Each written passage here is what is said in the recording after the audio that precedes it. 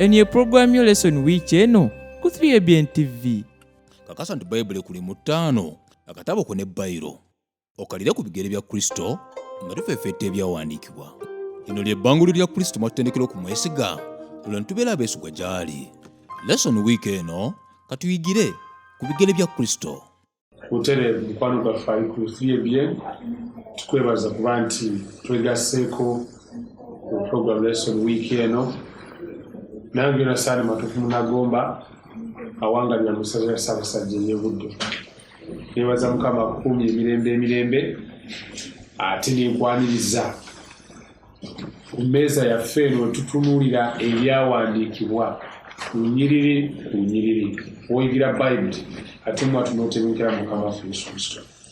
Ndi wano ne ttiimu ey'omusumba awamu ne mukyala we. Olabye omukisa gwe nina? Omusumba wange luuyi luli musumba y'Obukimbugwe okuva ku Makerere University bayizi bali abakenkufu, ate wakati wano ye mukyala we gwensaba era mu Nyanjuli. Amannya ngakola bulungi. So omusumba wange sawa. Neyanza nnyo neyanzeege musumba amanya nze Kimbugwe Yobu. Nebaza Katonda okubanga omukisa gutuwadde okubanga tugenda okubaganya ebirowoozo ku Leesoni eno namba 2. Ate n'omukyala wange amanya ye Najuma Margaret. Naye afunye omukisa okubanga tuli ffenna mu Leesoni eno. Otambudde ojjudde? Weewaawo. Ennyabo omukyala w'omusumba nsaba obuuze ku balabe baffe. Balansizaako mwenna abalabe baffe abaatwegensibe Mukama abawa omukisa nga tugenda okuyiga ku kigambo kye olunaku olwaleero. Weewaawo tusaba era tuweereyo emisaala. Katonda tusabe.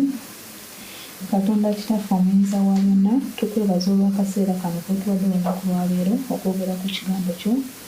Tukusaba otuwa Omwoyo Omutukuvu ajje atulungamye kutegeezebwako kuno bye tunayogera byonna Katonda afeere nga bye bigambo ebituufu ebiva gy'oli sobole okubiganyulwamu wamu ne bannaffe abawuliriza byonna gye bali kuba Yesu Kristo Mukama waffe.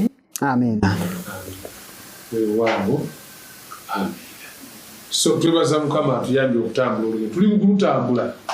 Gw'omwaka tugutambudde yo Leesoni katugenze ku yakubiri. Weewaawo. Okugwa.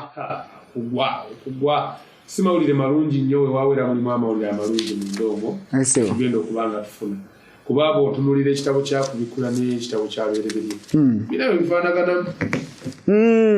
Otandika ekitabo kya Lubereberye ng'olaba ensi bwe yali efaanana nga tewali. Amatobuta. Ng'okugwa tekunaba. Weewaawo. Nga ne Zambu yabeerangako okutakunga. Kyokka kati ate bw'otunuulira kubikulirwa essula 2 ezisembayo 21. Era tutambulira kufuna ku nguudo za zaabu. Tukomawo mu Lubereberye. Yes. We baatukomya luli Setaani n'ajja n'awamba awo wennyini we tutandikira nga tutandise eggulu. Kwegamba Katonda enteekateeka gye yali ataddewo omuntu abeere mu bulamu obulungi Setaani n'ajja kubamu eggere.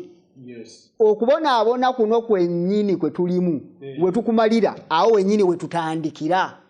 Waliwo Leesoni gye twasomako eya Kadesobaniya nti abaana ba Isirayiri baatambula emyaka naye wano baali bayingira Kanani ne bagaana.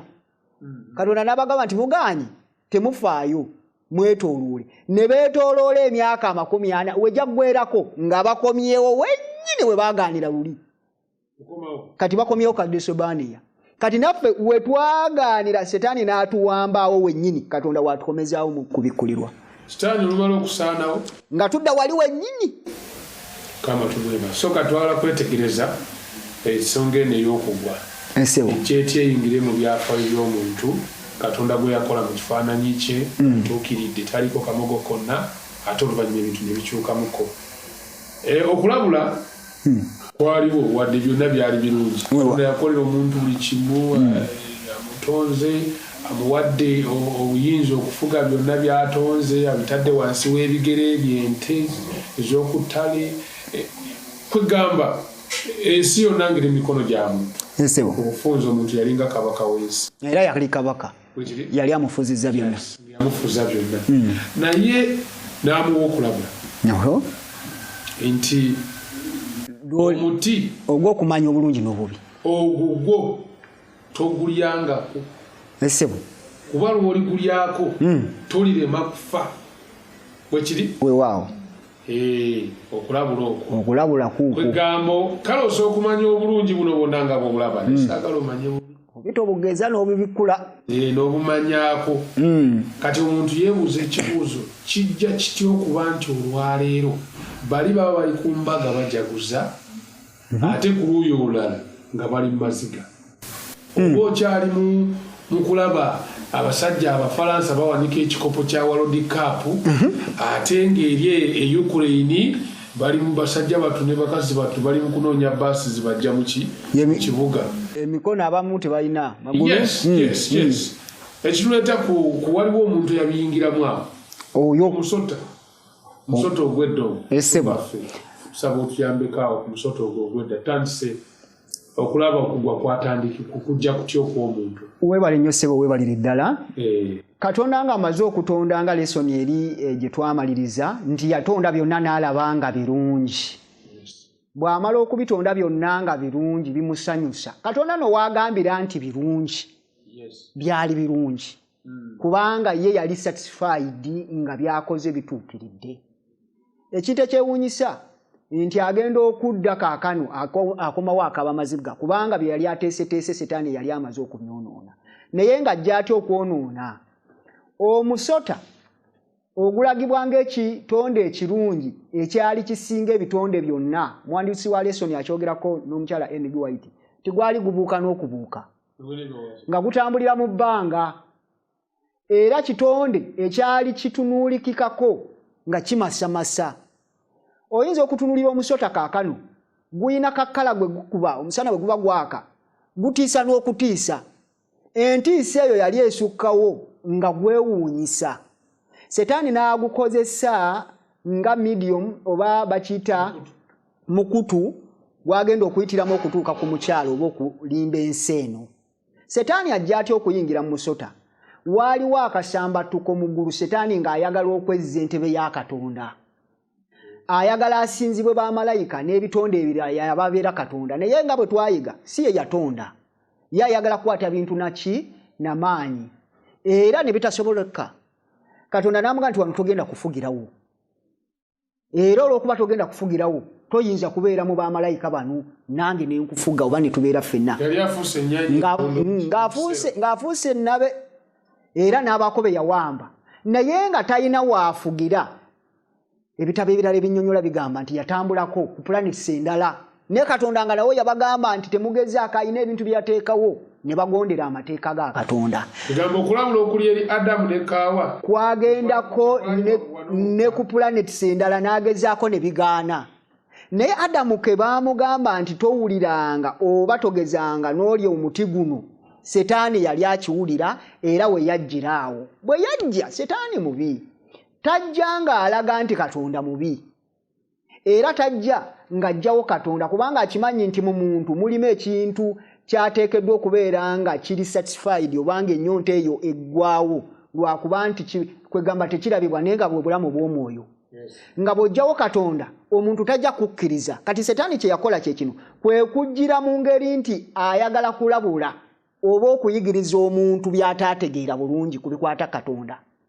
najjira mu lukwesikwesi ng'agamba nti kozi yagamba nti temugirya gyonna ayina setaani enjogera gy'ayogera ng'akubuuza oba ng'akwebuuzaako okulaga nti nno oteekeddwako okubaako ky'oyogera either ogenda kumukolekitinga kubanga kati wano ateekawo tensioni agamba omukyala nga azze eno mu lusuku namuga kozi yagamba temugirya gyonna otomatikira ng'omukazi ateekeddwa kumukolekitinga yogedde bubi naawe si bwe yagamba nti gyonna tugirye nga kyategeeza kyekiriwo ateekawo embeera ekuteeka mu kutandika okwogeraganya ne setaani tebamuwa lukusa tebamuwa mukisa kunyumya naye oba kwajuwinga naye kasita otandika omanya owedde lwaki ayina be yayogerako nabo n'ababuuza bamalayika abataayonoona era ne Adamu ne Kaawa bw'atyo bwe yabakwata obujega kozi bwe yagamba yagamba tetugulyako ate n'okugukwatako. Wulira ensobi omukyala gy'ayogera endala oba gy'ateekako. Katonda teyagambako nti temugukwatako. Ye Katonda agamba temugulyangako lwe munagulyako temujja kulemererwa kufa. Nga kitegeeza ekigambo kya Katonda nga bw'ayogera tetukyongerako. Gye tukoma okukyongerako tuba tweyongera okuleeta ebizibu.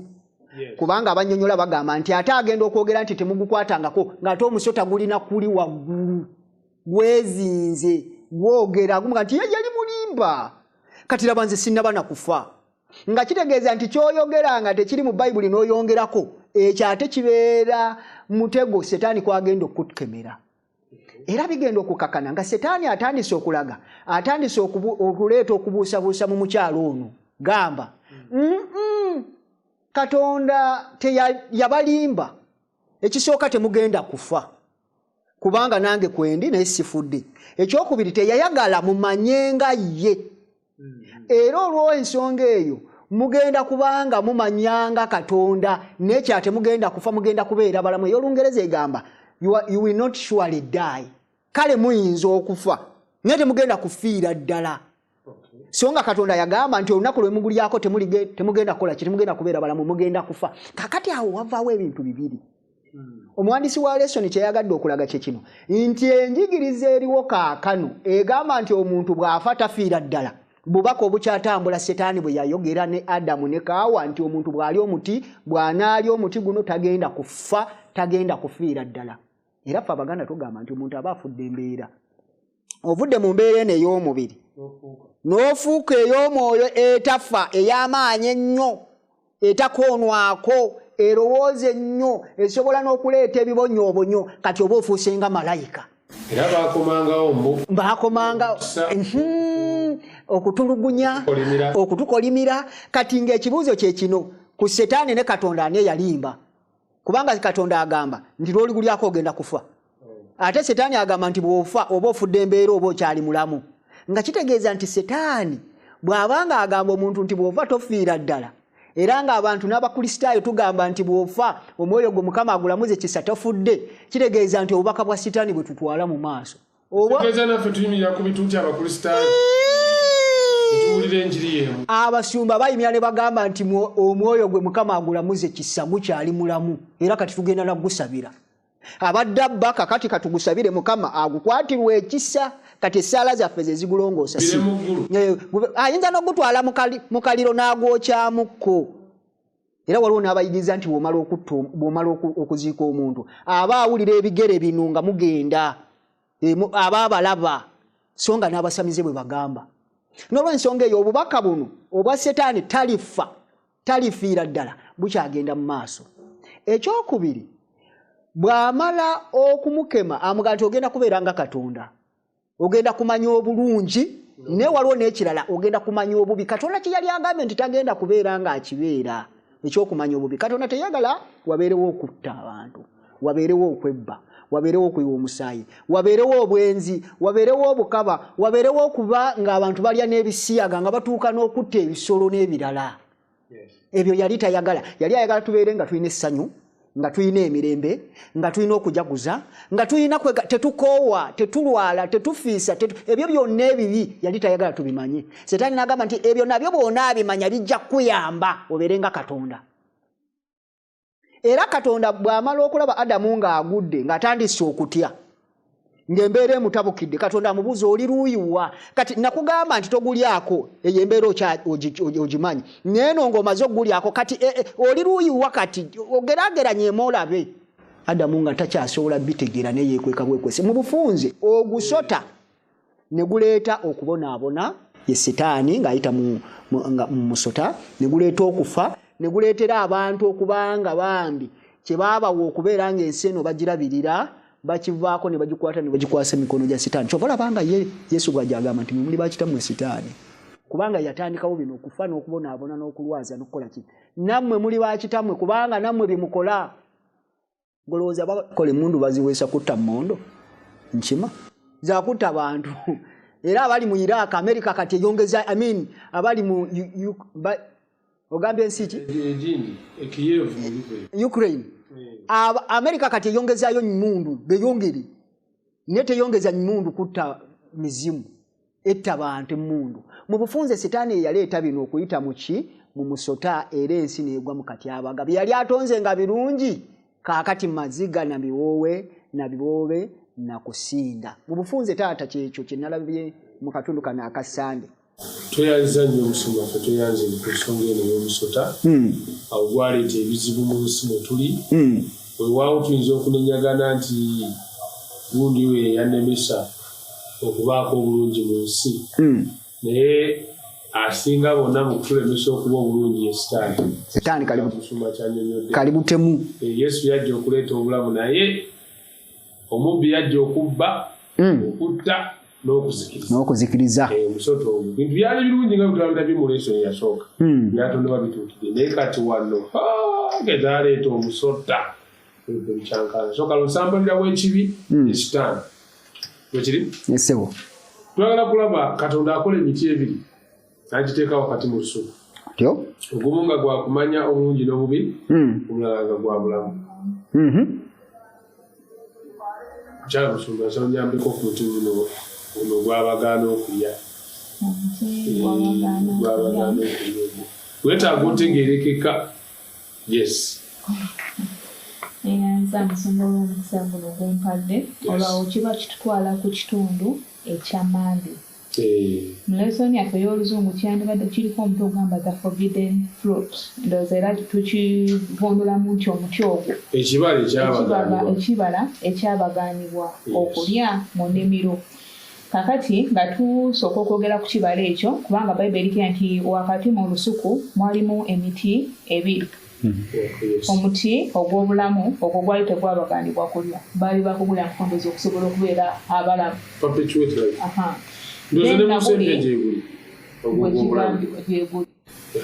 naguno omulala ogwali ogw'okumanya obulungi n'obubi ogwo gwo n'abagamba nti temugukwatangako kubanga olunaku lwe muli gukwatako temulirima kola ki kufa kati akatundu kano akammande katunuulidde emboozi ezali wakati w'abantu babiri kambayita endo z'abantu katunuulidde emboozi eyali wakati wa Adamu ne Katonda ng'amuwa ebiragiro byali alina okugoberera mu lusuku lunaani Aden ne kabeeramu n'emboozi eyali wakati wa Kaawa ne Setaani ng'agezaako okukola kifuula nenge Katonda ebiragiro byali awaddaani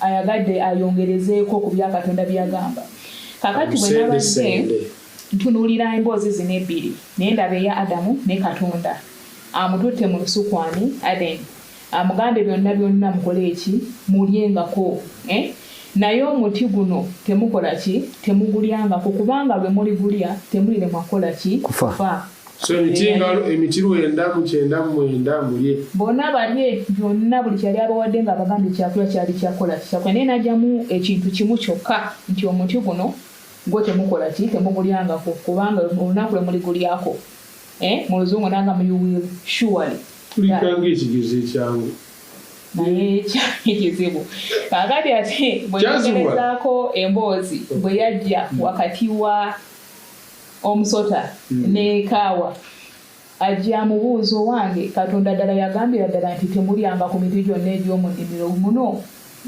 ekibuuzo ekyo nze bwe nabadde nkitunuulira kyali tekitegeeza nti Sitaani yali tamanyi Katonda bye yali agambye Kaawa naye yali agezaako ndoza okubikyamya asobole okwegenyiga Kaawa ono mu mboozi empanvu ennyo yali anoonya bwakwana atandikira olwo amaleza n'oluvannyuma amutegeeza nti temulifiira ddala you will surely not die olwo anyumya ne Kaawa temujja kukola ki kufiira ddala naye Katonda yakimanya nti lwe muligulya mujja nammwe kufuukanga ki nga ye musobole okumanya nammwe mube bagezi mumanye obulungi naki n'obubi ane kyakinabye omwana Sitaani bw'aba ndoza aleeta obulimba bwe tabuleetanga bonna bulimba wabula yeetera ddala ekigambo kya Katonda n'akyusaamu akantu katono nnyo amanyi okusabika akisabise bulungi asobole okukikuguza okitwale nga totegedde kituufu ki kyotutte baye ndoza awo Sitaani alina kyasinga Katonda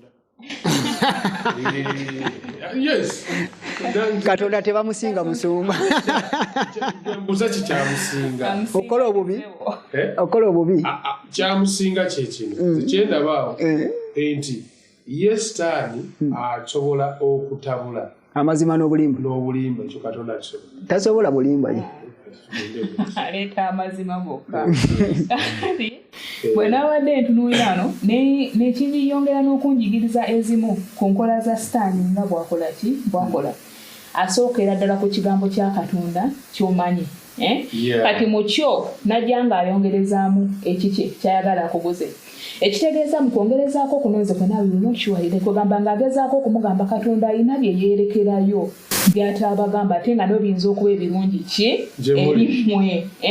Mujja kuba bagezi. Mujja kuba nga ye. Naye kwegamba teyayagala mubeere nga ye kyava teyakola ki? Teyabagamba. Nga ye nga temufa nga ye. Nokiwalire temujja kufiira ddala. Wabula ku sayidi ekijja na kubongera ki? Amagezi. Emboozi eno mugumu naye nsaba mukkirize tusooke tuwumulemu. Nendaba malayika omulala ng'abuuka mu bbanga ery'omu ggulu ng'alina enjiri ey'emirembe n'emirembe okubuulira abatuula ku nsi na buli ggwanga n'ekika n'olulimi n'abantu. N'ayogera n'eddoboozi ddene nti mutye Katonda mumuwe ekitiibwa kubanga ekiseera eky'omusango gwe kituuse. Mumusinze yakola eggulu n'ensi n'ennyanja n'ensulo z'amazzi. Ne malayika omulala owookubiri n'agoberera ng'ayogera nti kigudde Babuloni ekinene ekyanywesa amawanga gonna ku mwenge ogw'obusungu bw'obwenzi bwakyo. Ne malayika omulala owookusatu n'agoberera ng'ayogera n'eddoboozi ddene nti omuntu yenna bw'asinza ensolo n'ekifaananyi kyayo era bw'akkiriza enkovu ku kyenyi kye oba ku mukono gwe, oyo naye alinywa ku mwenge gw'obusungu bwa Katonda. Mu kiseera kino weetaaga amagezi agava ku nsulo ey'obulamu osobole okweteekateeka olw'ekyo ekijja eri ensi. 3ABN ezzegawanye okuwa essuubi eryo gyekuumireko.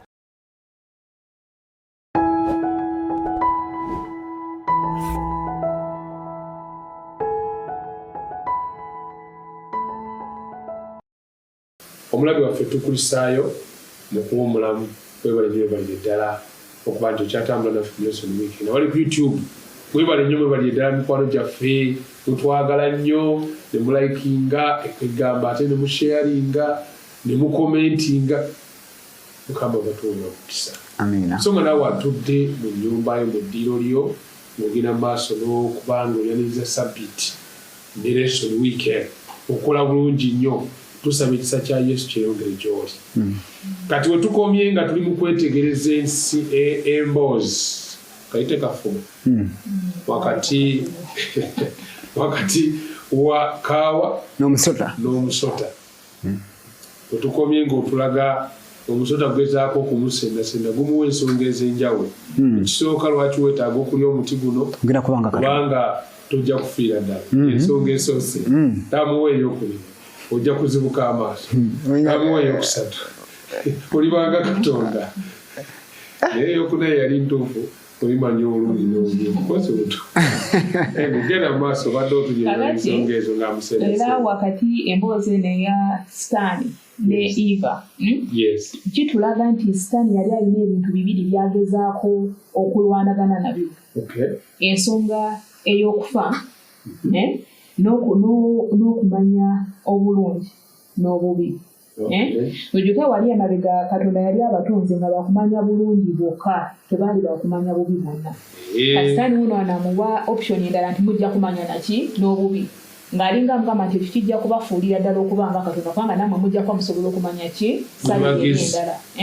Ate nga nakino ekyokuba nga emfasize nti temujja kufiira ddala ng'era alina obulimba bwagezaako okuteekawo obugenda okujja era nakati tukyabulaba nti buzze emirembe n'emirembe nga bukyaliwo temujja kufiira ddala. Wabula ne munaafa mujja kusigala nga muli balamu waliwo nti ne bwofa waliwo ekyo ekijja okusigala ng'olema nti ojja kufiira ddala. Ekyo tuza kyabera ne makanisa amalala yonna abantu abamu abalala abakkiriza nti oli ne bwafa takola ki tafiira ddala. Kati ebiseera ebimu bwe tuba twogera ku kibala kino abantu bafuna ebirowoozo bingi mu mitwe gyabwe.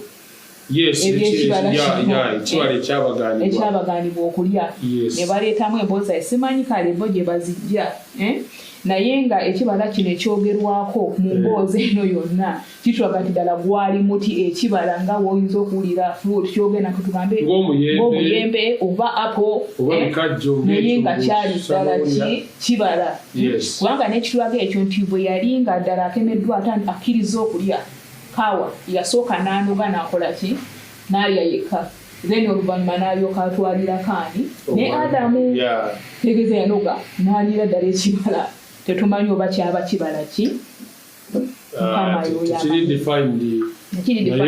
naye nga tumanyi nti ddala kyakula ku muti ogwo kyaliyo nga bwolaba omuyembe ewo kakati bwe bamaze nga Ivona amaze okunyumya ne Sitaani olwamuwadde obudde obufumiitiriza ti ono nno byaŋŋambye biyinza okuba ki bituufu bwe naagulyawo naye mboozi ebbanga kiri yatwala erina okuba yatwalidde muni kubanga no kiraga nti nno yafissa n'obudde obufumiitiriza ku musota ki kye bugambye n'alaba nti omuti mulungi okukola ki okulya gwegombesa amaaso kubanga gujja kumuwa neki n'amagezi ag'okumanya obulungi n'obubi ate gujja mufuula nga ki nga Katonda kati wano mu lesson eno badde batulaga nti ekyo ekigambo kubanga muzungu kyabadde he saw that the tree was good ne batuzayo wali nti ekigambo ekyo kyakozesebwanga Katonda ng'atonda nti buli yamalanga okutonda n'agamba nti byatonze ki birungi kati ne kaawa naye wuuno wano atandise okemwasani kubanga batugambye wano nti olwo yali naye agala kweteeka mu kifo kya Katonda naye atandise okulaba nti ki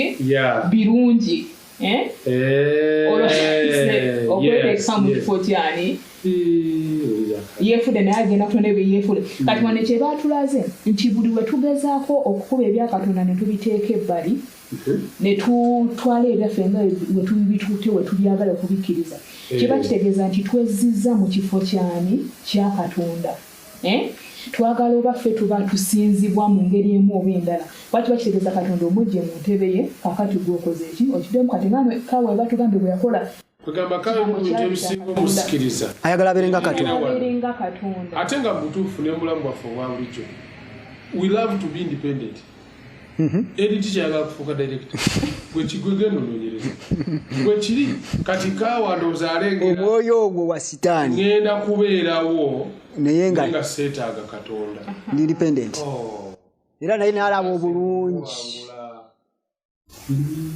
ate mwattu n'amaka gaaliagamu nisanga nga n'abakyala kati baagala kufuuka basajja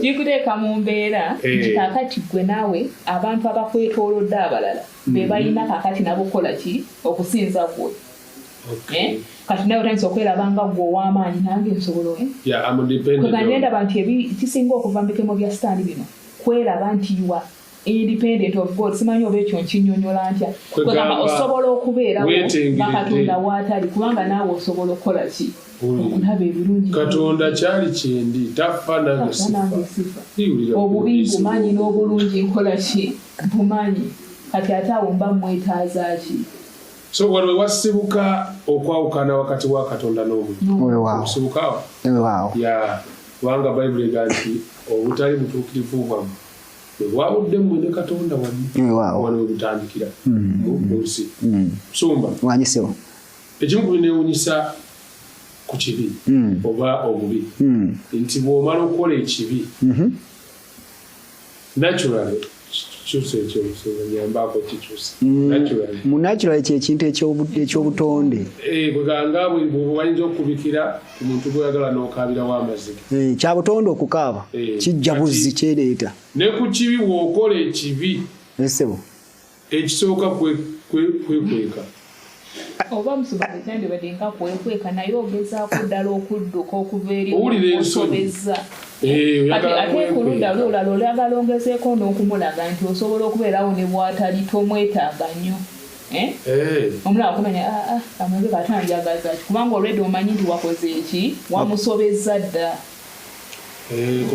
onyoomye tugambe obwakubanga kunyooma bukulembeze bwe tobwetaaga kubanga nawe badde oyagala bwetonderewo ekikyo kyolowoozeza nti nakyo kijja kuba kirungi kikuteeke mu kifo ekyawaggulu okwenkanankana naani n'oyo abadde nanyini buyinza obwo so okwekweka Katonda kwe tuliko wano okwekweka Katonda bamaze okulya okulambikidde bulungi ensonga bamaze okulya bonna bamaze okulya ne balabira ddala nga ebintu tebiringa bibadde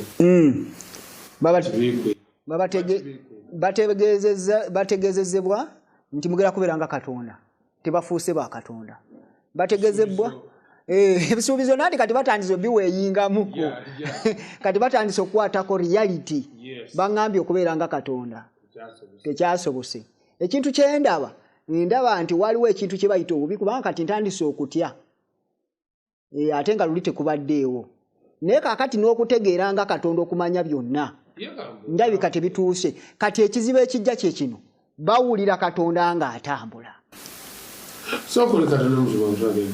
wana wasooka ono abamatizza okulya n'abawa ebisuubizo bino byonna bye tulabye nga biwoomerera mu ngeri yaabyo bwe bamala okulya akyaliwo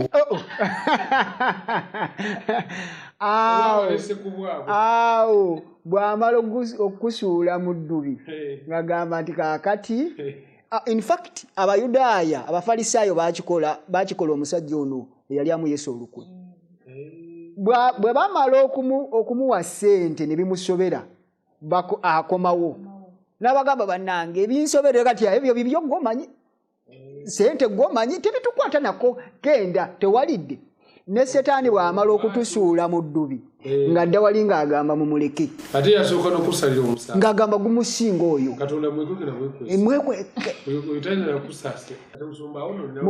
mu bufunze Mwoyo Mutukuvu bw'amala okukuta ng'omaze okwonoona oba n'akulumiriza Setaani yeeyongera okukunyigiza n'akulaga nti nno oli bubi nnyo Katonda weetaaga kumudduka awo wennyini amusonga wennyini ekibuuzo ku muntu ono ayonoonye yesewo akoze ekibi oba kyolugedde awo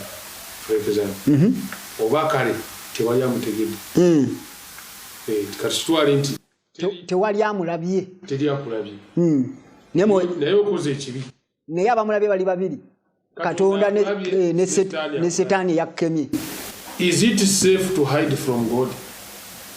Oyinza okuwekeka Katonda tekiri safe kikugasa singa oba oyonoonye n'osalawo odduke mu maaso ga Katonda tekikugasa kubanga n'okisobola tokisobola kyokulabiddeko kategebwe nti walinga buguba okireese nti omuntu adduke ave wano owedde gwe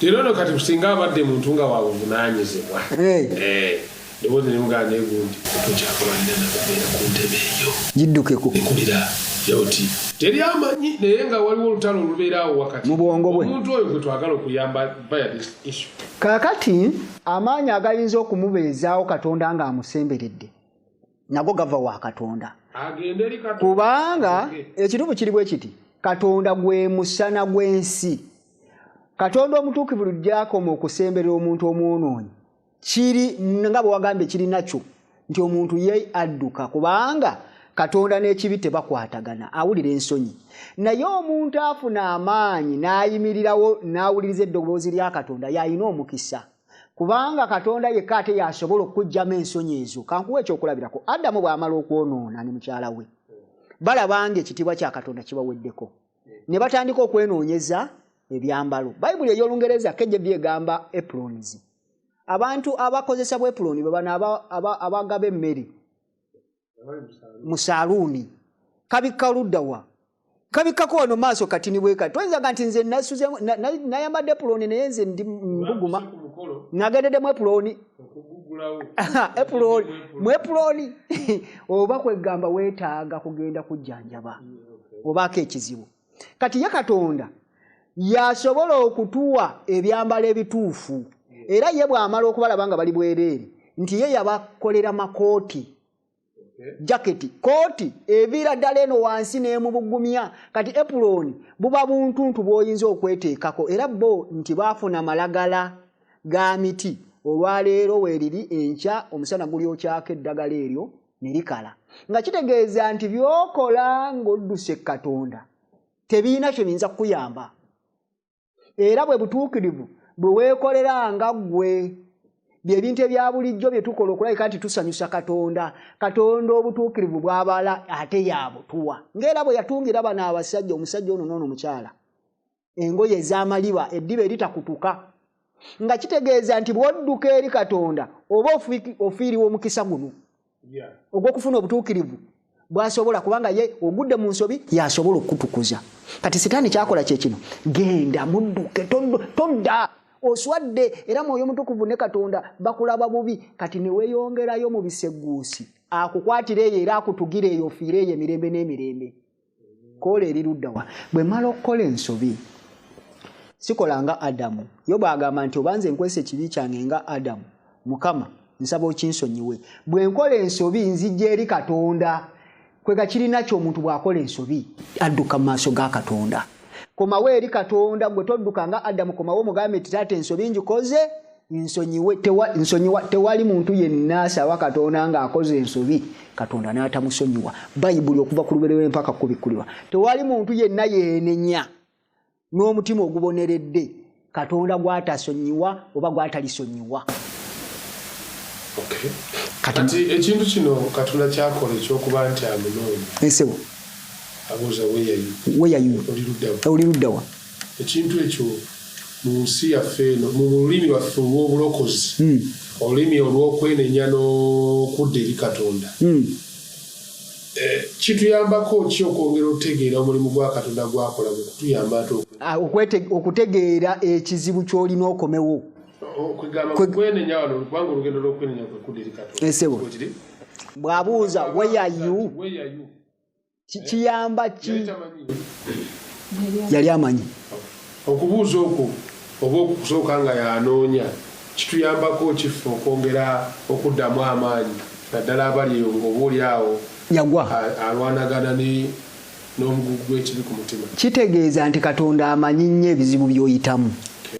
Era bw'omala obbigwamu mweteefuteefu, in fact ye yennyini yasooka n'okunoonya nga gwe tonaba na kulowooza. Nga kitegeeza nti gwe wookomerawo mweteefuteefu. Naye ate n'ekyaki ekino bwe tudduka mu maaso ga Katonda tekitegeeza nti takyatulaba. Ekituufu kiri nti ne gye tuddukira era yasigala ng'atukuuma. Kiringa ng'omwana ndira ekikuwa ekyokulabirako nti omwana bw'omusanga ng'alina sukaali gw'anuuna n'akwata akagoye ke oba akatambaala ne yeesebeka mu maaso bw'ati kubanga taata amusanze ng'anuuna sukaali, tekitegeeza nti taata aba avuddewo.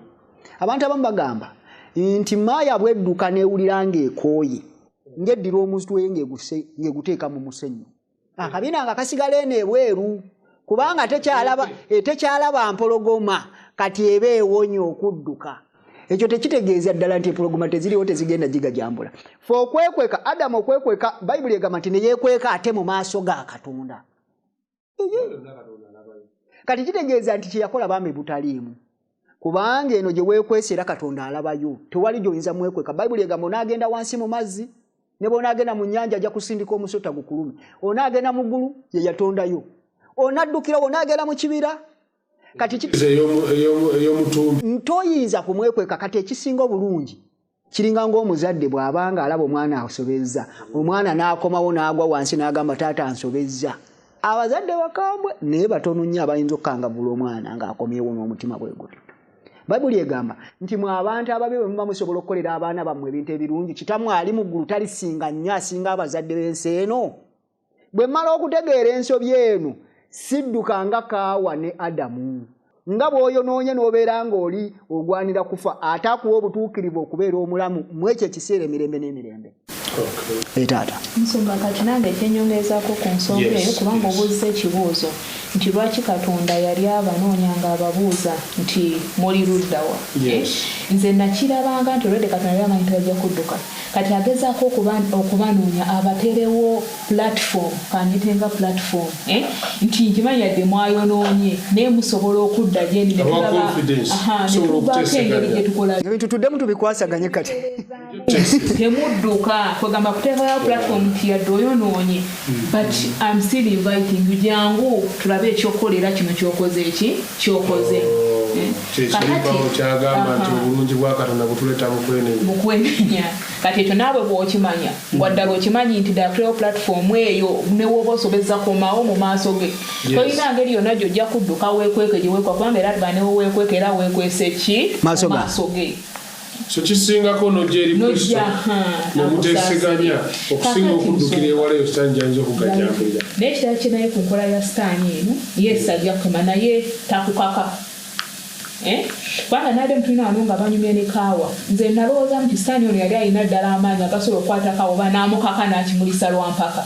Naye nedda abamenye etteeka yamukonvinsinga n'amuterawo obugambo bwonna obuwooma kwegamba era okusalawo kwonna n'akuleka mu mikono gyani gy'omukyalo ono.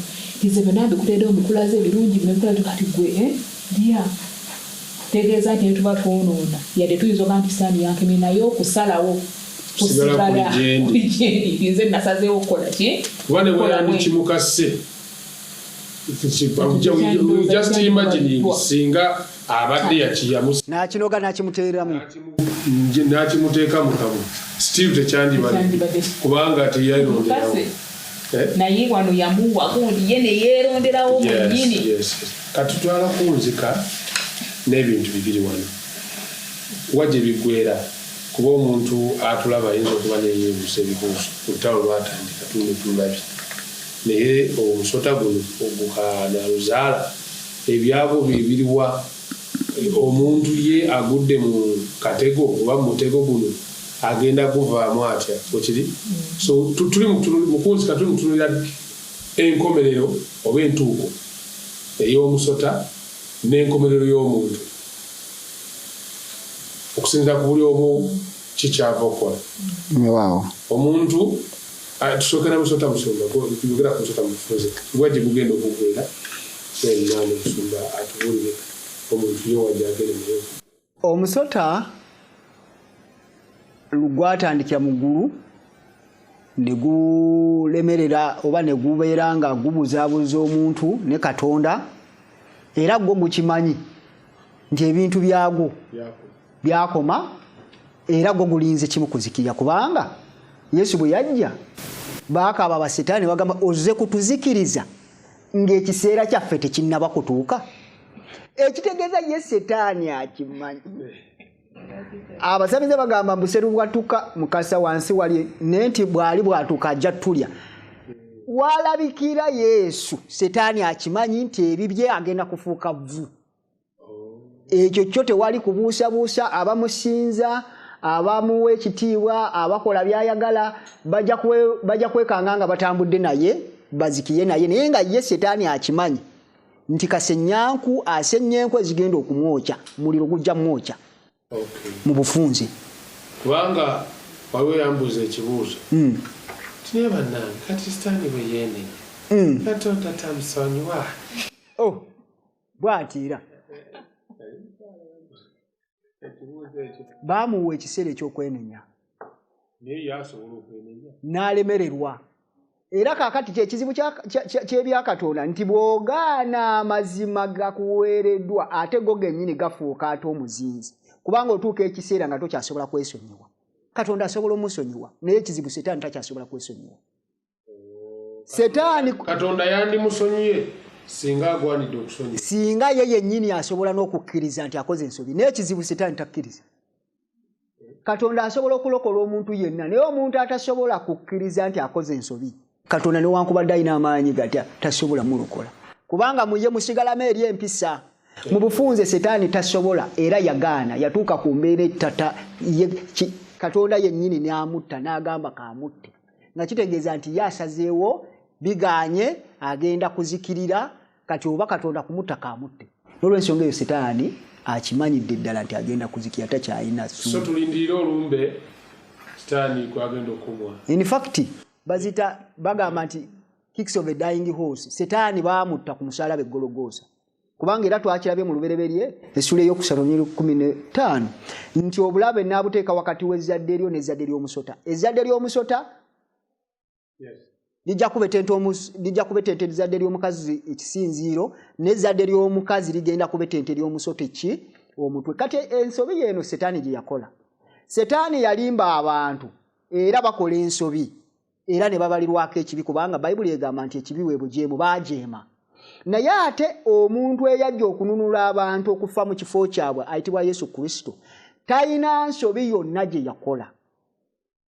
Era abantu bonna abaali naye babuuzibwa waliwo nti nedda talina nsobi teyayonoona mu mubiri yakemebwa naye talina nsobi yonna gye yakola nga kitegeeza nti ye muntu omutuufu okufiirira abantu bonna olw'ebibi byabwe naye ekibuuzo setaani lwaki omutta kubanga abafa empeera y'ekibi kufa empeera y'ekibi kwe kumenya amateeka ga Katonda kyekibi si weewaawo kati ono kiki ekimussa Yesu lwaki omutta setaani omutta naye omuttira ki ekitegeeza bw'omutta gw'oliko omusango oli mu kutta atagwanira kufa kati mu nkola eyo ye setaani okutta Yesu ng'ate tatagwanira kufa setaani yali amaze okukwata swiki bwe kuba kuteekako kalabba ng'akutta empulutulizo oba empenduzo ng'ali mu kweteeka mu tageti ye yennyini okwetta kubanga yakola ekintu ekitasoboka yatta atattibwa kati ekyo kye yakola nti n'akuba ekisinziiro naye ate kyakola ye yennyini n'aba ng'ali mu kwetuga kubanga yasukka amateeka ye agamba nti abantu ba Katonda bafa kubanga bakola ebibi kati ate ono omuttira ki ekitegeeza bw'oba omusse gwe wennyini gw'ogenda okudda mu kifo kye y'embuzi yazazze eri Piraato yagenda n'agamba nti simulabako omusango naye kamukubemu ku mbooko y'embuzi yazazze eri eddizibwa ebibi byayo era setaani bagenda kuddira ebibi by'abantu bonna babimuteeke ku mutwe kubanga gwo bakozesezza bino so taabengawo ennaku zonna togenda kubirawo ekibi tekigenda kudda mu kusituka mulundi gwakubiri mukwano gwange atulaba amiina naye omuntu ebyo bibeerawo kisuubizo ekyo kinyweza ensonga y'omuntu eky'ezzadde ly'omukazi obukyayi obwa bulabe wakati w'ezzadde ly'omukazi n'ezzadde ly'omusota kati nze wabadde ayogera ku nkomerero y'omusota tigwera we baali mukama ngazze okugaba tugambe gavumenti ngazze okugaba ebibonerezo eri buli omu eyali mu mboozi buli omu yafuna ekikye naye wano baadde batulaga nti omusota gwokka gwe baakolimira you are cast naye Adamu ne mukyala we bo tebaakola ki tebaakolimirwa ekintu kyokka ekyakibazemu okulaga nti kyakolimirwa yeetaka Adamu yali agenda okukola ki okulimanga okujja ebintu ebyo nerikolimirwa ku lwa Adamu kubanga asazeewo okukola ki okulinza eddoboozi lya mukazi we n'akola mukama kiyali amuganye okukola ate kyekyaneewukiza wano we naali nsoma ku Adamu ono nendaba nti Adamu ye yagendera ddala mu kwonoona nga ekituufu akimanyi ki kyakola nti ddala akola ki atemera Katonda naye bamulimbalimba naye kasimanyi oba Adamu ye yakkiriza okikola olw'okwagala kwe yali alina eri mukazi we n'asalawo ebya Katonda asooka amumuza akole kinaasimanyi naye kyanebuza nti ye yagenda kwonoona ddala nga akimanyi amanyi ne consequences ezigenda okuvaamu nti tujja kukola ki kufikira ddala naye Katonda tulaba nti mu nsonga yadde Katonda yali abagambye nti mujja kufa bwe munaakola ekintu ekyo ate wano oluvannyuma abaddiramu abawe essuubi tugambe amidst their confusion wakati awo nga basoboddwa balindirira okufa ate Mukama n'abaleeterawo ki essuubi eddala yeno lwe twabadde tusoma mu lulimi lwaffe olw'okujjukira chapter 3 mu verse 15 ayogera ekisuubizo ekisookera ddala mu Bayibuli the first gospel something mu Bayibuli akati wano we nabadde era nsoma mwano ne balaga nti kati olwo Adamu olwo yali akimaze okukitegeera nti bamaze okwonoona nti wakyali kiyinza kukola ki kudda naye kati ne batugamba kubaka abaamukolimira bamugamba nti ne mu bulumi mwanayitanga okukola ki okuzaala abaana naye batugambye nti olw'ekisuubizo kiri obulumi bwa kaawa buno tubulabemu ekintu ekirungi kubanga mwe mwali mugenda okuva tumwitemezaaya agenda okujja okubanunula okuva eri ekibi kino kye baakola ki kye beesuulamu kati mu nsonga eyo Adamu n'addamu essuubi mu mukyala we olw'ekisuubizo kino eky'omwana gwagenda okukola ki okuzaala gwabasuubira okujja nti yajja okuba ki omununuzi kwegamba ne kibanga ekikomezaawo tugambe essuubi mu bo gamba nga bo tebaali bakusaanyizibwawo dda nga tebakolimiddwa ng'ate bwe yali ensonga ey'omusota so ne sitaani wano n'akitegeera nti agenda okununula ensi agenda kuzaalibwa omukazi kati era wonali wano we batwadde tuconnectinga wali enkwatagana wakati w'ekitabo ky'olubereberye n'ekisembayo kubanga kubikulirwa batugambye nti wano omusota gwatandikira na mukazi ng'omutadde mukono n'okwo gukoze gutya. Kati olwonyerwa twasomye eri mu kubikulirwa omusota ne gunyigira nnyo ezzadde ly'omukazi ne gugenda gutandika okola ki? Okulwana abasigala. Kati simanyi gugezaako oba okubasanyawo bonna kugamba sikitegeera obulungi ekituufu kiri nti bw'eba firimu etandikira mu ssanyu ne wabeerawo amaziga ekomekereza ng'ebintu biteredde nga setaani abadde ayagala okuwamba omukazi n'abakkiriza Katonda bawangudde setaani ng'azikiridde n'abantu babadde akozesa kubanga wano wakati Katonda alabika nga agenda atereeza ebintu setaani tekimusanyula kubanga agamba mu lunyiriri olwo nti n'agenda mu ssuula ye 12:17 nti ogusota bwe gwalaba ng'omwana ono azaaliddwa akwakulibwa ate omwana ono alese agambye abantu bamusinze babeere nga bakola ebyo Katonda byayagala ogusota ne gunyiiga ne gugamba tebagenda kukusinza ne gutandika okubayiganya n'ebigenda okukakana ng'ate nabo bawangudde kati ng'abantu bano abasinza Katonda bawangudde abava mu mukazi ye kanisa nanti omukazi bunabbi ye kanisa nga bawangudde ogusota ye setaani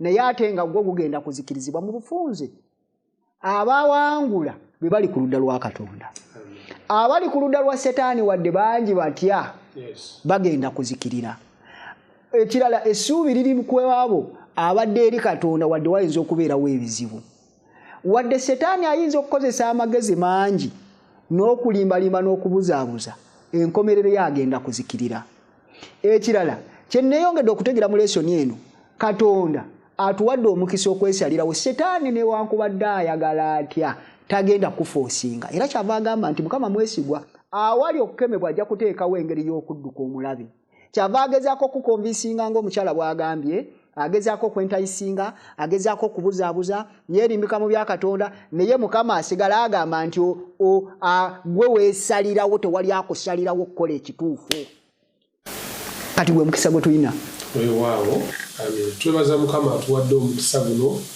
etusobola okuba nga atongera okuzuula essuubi eriri mu lugero olw'okugwa kw'omuntu amiina nti ekisuubizo Katonda kyatandika nakyo nga tanaba nakubulira muntu bibonerezo okulaga nti Katonda ekirooto kye kyakutulokola so si kuzikirira weewaawo twagala nnyo ebigambo bya Mukama ffe byategeeza Nikodemu nti Katonda teyasindika mwana we mu nsi ensi kugisalira musango naye ensi erokokere ku ye so Kristo ezzadde ly'omukazi yajja alokole omuntu amiina era gwe wali omukwano gwange badde towange Kristo obulamu bw'okulobya omukisa gwo nti otegere ku nteekateeka y'obulokoze era ogyetwale kuba olw'okukkiriza ng'Adamu bwe yakkiriza ne bajjajjaffe ba Ibulayimu tufuna omukisa nti ezzadde ly'omukazi litukomyawo ekitaffe amiina subaffe tuweereye essaala batuuze katwebaze Mukama Katonda kitaffe ayinza byonna tweyanze nnyo tweyanzeego omukisa gw'otuwadde okutegeera nti gwe emikono gyo myanjulukufu okwaniriza buli muntu yenna agudde mu nsobi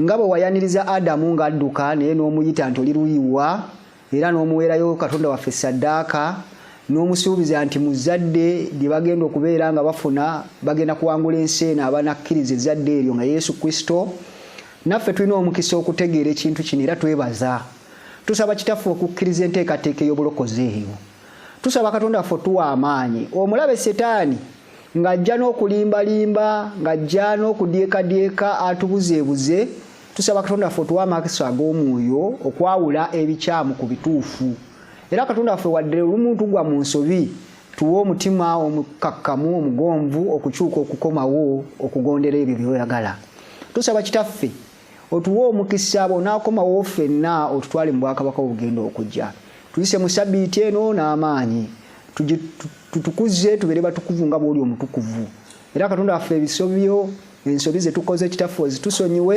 otuwa amaanyi obutaddamu kukola bibi ne tutambulire mu makaago mu kitiibwa kyo mu kwagala kwo mu mateeka ago era Katonda waffe amaka gaffe gabeere ag'omukisa bonaakomawo tutwale mu ggulu tubeere naawe emirembe n'emirembe tusabye okuyita mu Yesu Kristo Mukama waffe amiina weewaawo amina. Tweyanza nnyo mukwano kuba obadde naffe okuva gye twatandikidde, wabadde ku YouTube, wabadde mu makaago mwekufiye bien.